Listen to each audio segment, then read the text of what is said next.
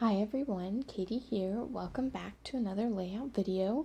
Today I am using this one piece of paper to split in half and use both sides to create one layout. So this is from Jen Hadfield's Reaching Out collection, and I didn't have a lot from this collection, but I really like what I do have. Now, my photos are from our trip to Peru, and we are at a scenic overlook over the Sacred Valley, which was just absolutely spectacular being right there in the mountains, and you could look down and all the cities were there. Is just absolutely amazing. So, of course, I'm scrapbooking every last bit of that trip.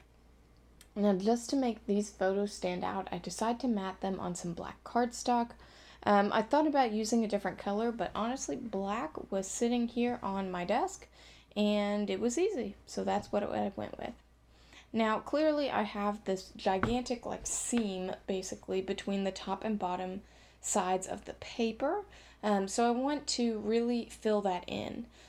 So one thing I'm using is die cuts. This one is of a camera, which seems more than appropriate for the situation. I'm also going to use stickers, chipboard, and a few other little embellishments so that you can't see the seam at all, which really works out well, especially because this was the only piece of this paper that I had, so the only way to make this work nicely was to cut it straight down the middle, and there was just the teeniest little gap in certain places. So I really needed to cover that up. Now on the back of my page, I did, stitch it together with washi tape, so it's secure the way it is. I'm just trying to cover it up and make it look pretty the way I want it. So I get out quite a few die cuts, and they're all a little bit random. Some of them, let's see, like the giant camera I think was from Echo Park. I'm pulling out some that are from Paige Evans' Explosion Box. The Explosion Box pieces that were at Michael's for a while. And then I have other just odds and ends from leftover bits of random collections that I have gotten. But it works out well. So I have a little tab that I'm putting in right now. I always like to use the tabs with a line of regular adhesive down at the bottom as though it's clipped onto the photo, and then I pop up the back side on foam to make it look like it has dimension, as though, something might actually be clipped there. Now I've got my chipboard. This is from Paige Evans' Go the Scenic Route. And I've been using it quite a bit. And I think it really is just the perfect little extra touch for travel. Now, here's me using another bird that may or may not make any sense at all. There is no bird in the picture. But I like it. I think it's cute. And I like how it kind of perches on the edge of the picture. So I just go for it. And I add in a few little, they're like little tickets. One says party pass, every day is amazing, and ticket to fun. And the colors coordinate really well with the chipboard. They are both Paige Evans. They are not from the same line, but you know what? It works. So I've got a few other things you see I'm just sticking down, and you'll notice that this layout is definitely a more is more kind of layout. I am using all kinds of things from all kinds of designers' collections, whatever. But I really like how it turns out in the end, and I also love it because I'm able to use up little random pieces or stickers or bits that don't necessarily have a good place anywhere else. And I like to do these kind of layouts periodically. There's always, a lot going on, a lot of color and different textures, and I think they usually turn out pretty well. So I know you can't really see what I just stuck down, but it's actually a sparkly watermelon from Amy Tangerine's Picnic in the Park cardstock stickers.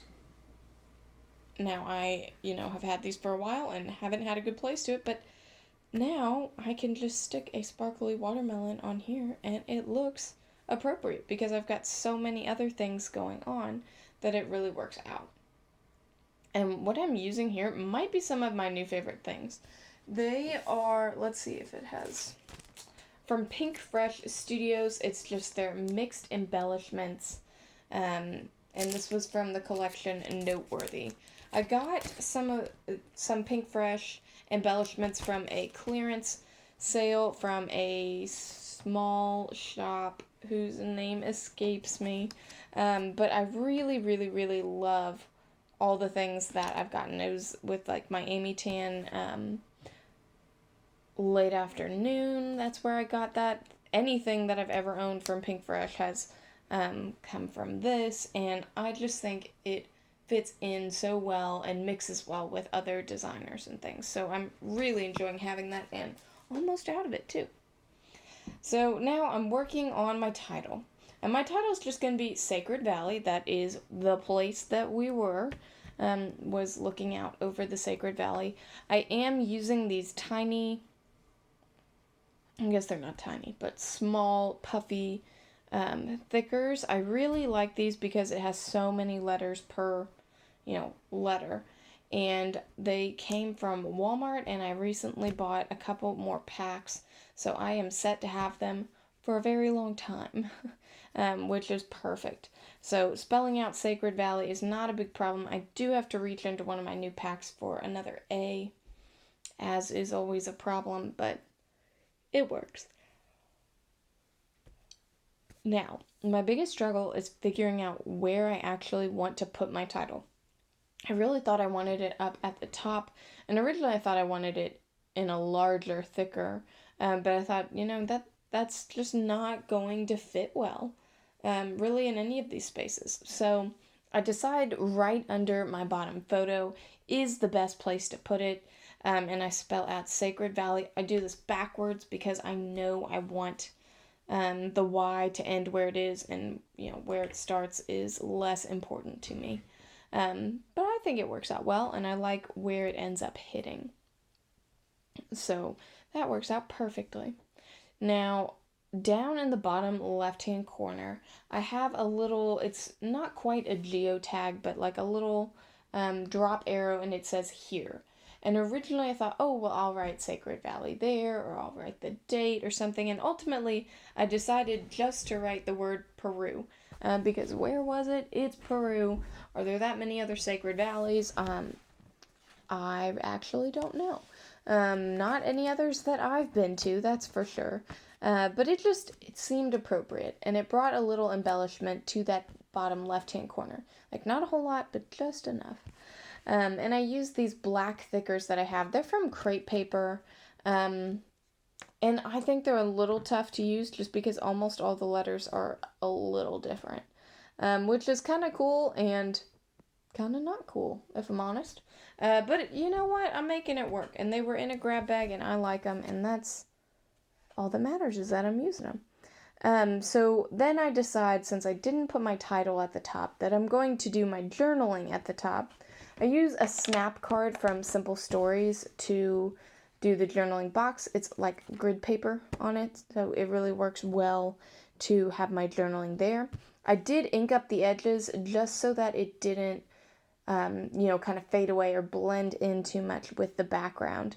I also think the extra little pop of blue, which is my Distress Oxide and Broken China, just adds a little something to the page. Now here I'm trying to add finishing touches. I have this,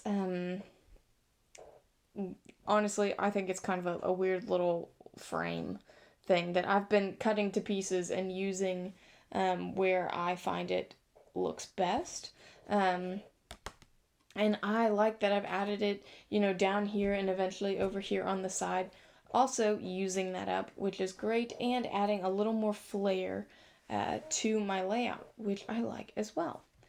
Now, once I do that, I am almost finished with the layout. I have one piece of washi tape to add. I take this navy blue washi with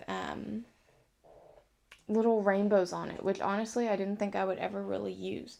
But I think it is appropriate for this layout because my background paper also has rainbows, and it adds just a little darker color that kind of defines that top area.